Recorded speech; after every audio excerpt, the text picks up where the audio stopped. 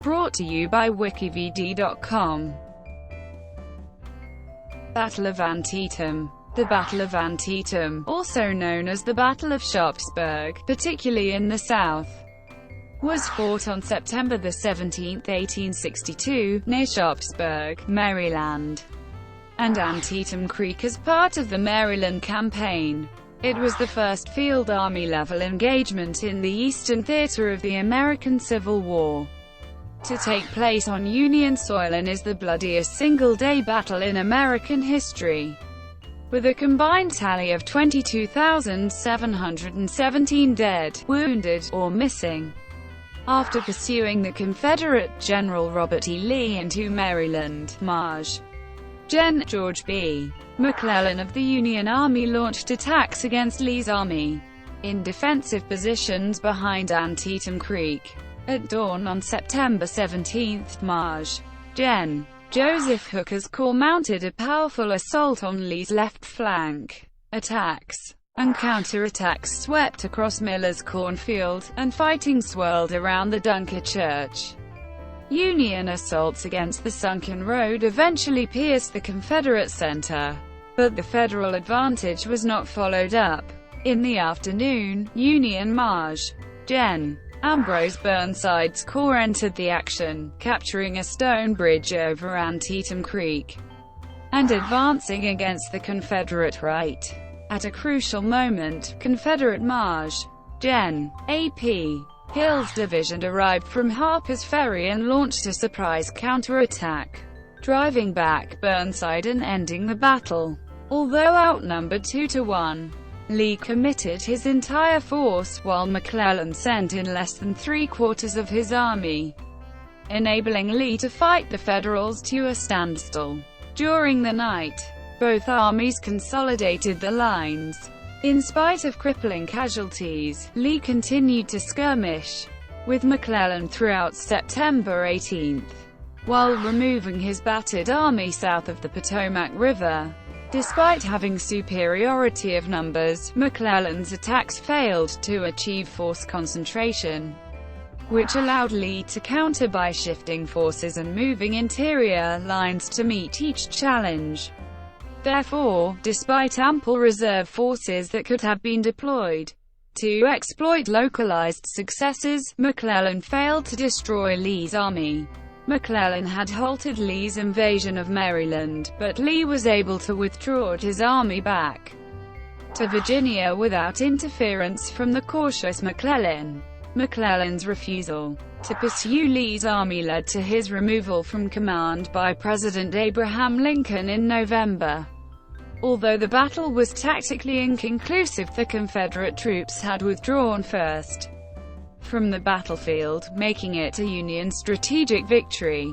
It was a sufficiently significant victory to give Lincoln the confidence to announce his Emancipation Proclamation, which discouraged the British and French governments from pursuing any potential plans to recognize the Confederacy. Background: Maryland Campaign. Robert E. Lee's Army of Northern Virginia, about 55,000 men, entered the state of Maryland on September 3, 1862.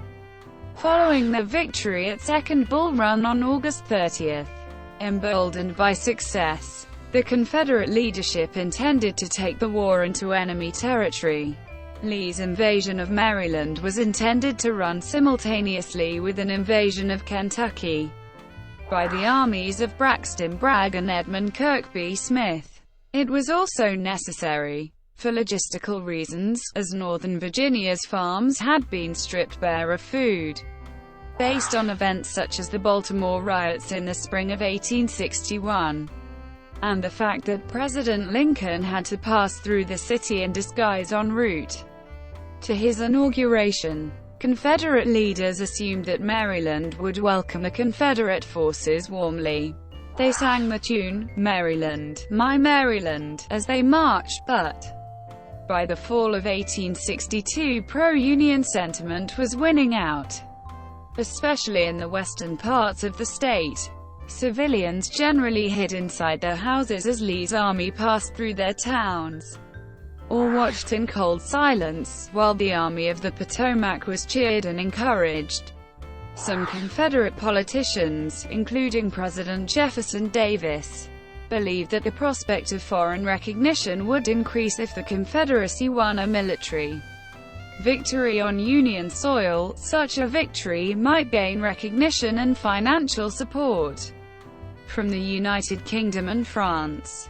Although there is no evidence that Lee thought the Confederacy should base its military plans on this possibility. While McClellan's 87,000-man Army of the Potomac was moving to intercept Lee, 2 Union soldiers discovered a mislaid copy of Lee's detailed battle plans, Special Order 191, wrapped around 3 cigars. The order indicated that Lee had divided his army and dispersed portions geographically, thus making each subject to isolation and defeat if McClellan could move quickly enough. McClellan waited about 18 hours before deciding to take advantage of this intelligence and reposition his forces, thus squandering an opportunity to defeat Lee decisively. There were 2 significant engagements in the Maryland campaign prior to the major Battle of Antietam: Maj. Gen. Thomas J. Stonewall Jackson's capture of Harper's Ferry, and McClellan's assault through the Blue Ridge Mountains in the Battle of South Mountain. The former was significant, because a large portion of Lee's army was absent from the start of the Battle of Antietam, attending to the surrender of the Union garrison. The latter, because stout Confederate defenses at 2 passes through the mountains delayed McClellan's advance enough for Lee to concentrate the remainder of his army at Sharpsburg. Union. Maj. Gen. George B. McClellan's Army of the Potomac, bolstered by units absorbed from John Pope's Army of Virginia, included 6 infantry corps. The 1st Corps, under Maj. Gen. Joseph Hooker, consisted of the divisions of the 2nd Corps, under Maj. Gen. Edwin V. Sumner, consisted of the divisions of the 5th Corps, under Maj. Gen. John Porter, consisted of the divisions of the 6th Corps, under Maj. Gen. William B. Franklin, consisted of the divisions of the 9th Corps, under Maj. Gen. Ambrose E. Burnside, consisted of the divisions of the 12th Corps, under Maj. Gen. Joseph K. Mansfield, consisted of the divisions of the Cavalry Division of Brig. Gen. Alfred Pleasanton, consisted of the brigades of Maj. Charles J. Whiting and Coles, John F. Farnsworth, Richard H. Rush, Andrew T. McReynolds, and Benjamin F. Davis.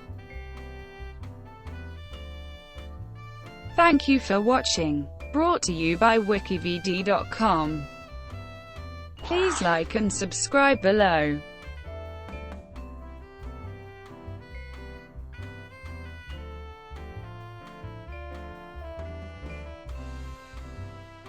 Please like and subscribe below.